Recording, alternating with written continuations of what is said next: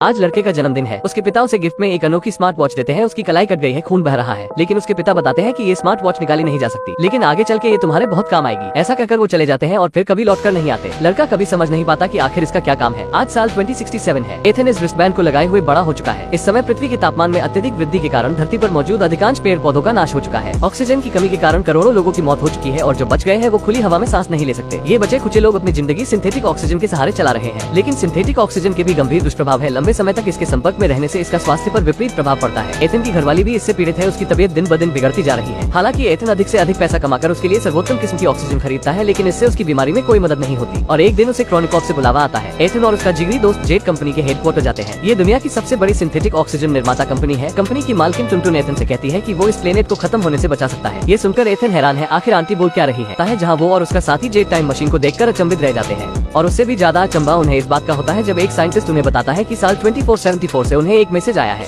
जिसमें कहा गया है कि एथन को यहाँ टेलीपोर्ट करो, जिससे ये भी साबित होता है कि इतने सालों के बाद भी मनुष्य विलुप्त नहीं हुए हैं और निश्चित है उस वक्त में ऑक्सीजन की समस्या का समाधान हो चुका है। टुनटुन एथन को यकीन दिलाती है कि अगर वो वहाँ पहुँच गया और उसने एंटीडोट पा लिया और उसे वापस यहाँ ले आया तो वो इस समय के लोगों को बचा सकता है। लेकिन एथन को समझ नहीं आता कि इस काम के लिए आखिर उसे ही क्यों चुना गया है। वो नहीं जानता कि उसे ये जोखिम लेना भी चाहिए या नहीं। वो अपनी बीवी को अकेले छोड़कर नहीं जाना चाहता, लेकिन जब वो सोचता है कि उसकी बीवी भी तो ऑक्सीजन की बीमारी से पीड़ित है तो वो इस मिशन के लिए तैयार हो जाता है। अगले दिन एथन टाइम मशीन में बैठकर समय में 400 साल आगे चला जाता है। वो देखकर चकित है कि इस समय की पृथ्वी पेड़ पौधों से भरी है। ऑक्सीजन की कोई कमी नहीं है, लेकिन मानव जीवन समाप्त हो चुका है और शहर के शहर तबाह हो चुके हैं। इसका मतलब इंसानों को ऑक्सीजन का कोई हल नहीं मिल पाया और उसका विनाश हो गया। लेकिन अगर ऐसा होता तो इस समय से 400 साल पहले किसने ये संदेश भेजा कि एथन को यहाँ भेजो। अब अपने स्मार्ट डिवाइस का अनुसरण करते हुए एथन एक खास जगह पर पहुँचता है। वो वहाँ पड़े एक कंकाल को देखता है जिसकी खोपड़ी पर एक गोली का निशान है। और उससे भी ज्यादा डराने वाली बात है कि उसने वही कपड़े पहने हैं जैसे एथन ने पहने हुए हैं और उसके कपड़ों पर भी उसके नाम का टैग लगा है। यहाँ तक कि उनकी इलेक्ट्रॉनिक रिस्टबैंड भी एक जैसी है, केवल उनके एलईडी के रंगों में फर्क है। साफ है एथन भी उसी की तरह यहाँ मरने वाला है। उसे उस मरे हुए एथन का स्मार्ट डिवाइस मिलता है जिसमें उसे आखिरी रिकॉर्डिंग मिलती है। उस रिकॉर्डिंग में उसे अपने अलावा एक दूसरे आदमी की आवाज सुनाई देती है जिसने उस एथन को मारा था। ये सब सुनकर एथन बहुत ज्यादा डर जाता है। अब रात होती है और एथन को भूख लगती है तो वो एक जंगली फल तोड़ कर खा लेता है। जब उसकी नींद खुलती है वो अपने सामने अपने साथी जेट को बैठा पाता है। वो बताता है जब उसने जहरीले बेर खा लिए थे तो साइंटिस्ट को वहाँ इसका पता चल गया था, इसलिए उन्होंने मुझे यहाँ टेलीपोर्ट किया ताकि मैं तुम्हें बचा सकूं। अब दोनों मिलकर जल्दी ही एक दूसरे लोहे के दरवाजे का पता लगा लेते हैं जहाँ एक अत्याधुनिक स्कैनर बाहर निकलता है जो एक लाल प्रकाश द्वारा एथन की आंखों को स्कैन करता है, जिसके बाद खुद ब खुद दरवाजा खुल जाता है। अब दोनों अंदर जाते हैं जहाँ उन्हें एक कंप्यूटर मिलता है जिसमें लिखा है एथन तुम्हारा स्वागत है। एथन एंटर की दबाता है तो उसके हाथ पर बंधी रिस्टबैंड कसने लगती है, जिसके तुरंत बाद उसके एलईडी का रंग बदलकर लाल से हरा हो जाता है और अगले ही पल वहाँ मौजूद सारे उपकरण जागृत हो जाते हैं, जिनमें से एक टाइम मशीन भी है। ये देखकर वो हैरान रह जाते हैं क्योंकि ये वही लैब है जहाँ से टेलीपोर्ट करके उन्हें यहाँ भेजा गया है। अब टाइम मशीन एक्टिवेट हो चुकी है जो अगले 4 घंटों में वापस 2067 से कनेक्ट हो जाएगी। एथन को ये सब कुछ पहले से ही प्लान किया हुआ लगता है। उसे जेट का उसके पीछे आना भी शक पैदा करता है। एथन सच्चाई का पता लगाने की कोशिश करता है। वो यहाँ घटी पिछले समय की गतिविधियों को देखता है जहाँ उसे पता चलता है कि ये उसके पिता थे जिन्होंने इस टाइम मशीन को बनाया था। अब अचानक सिस्टम बंद पड़ने लगता है क्योंकि लैब को रिपेयर की जरूरत है, जिसके कारण पावर सप्लाई सिस्टम में खराबियां आ गई है। अब अगर 4 घंटों में पावर की समस्या का हल नहीं किया गया तो वो दोनों कभी भी वापस नहीं लौट पाएंगे। दोनों ऊर्जा की तलाश में शहर की तरफ बढ़ते हैं, लेकिन वो अपने सामने की तस्वीर देखकर दंग रह जाते हैं। पूरा शहर मलबे में बदल चुका है,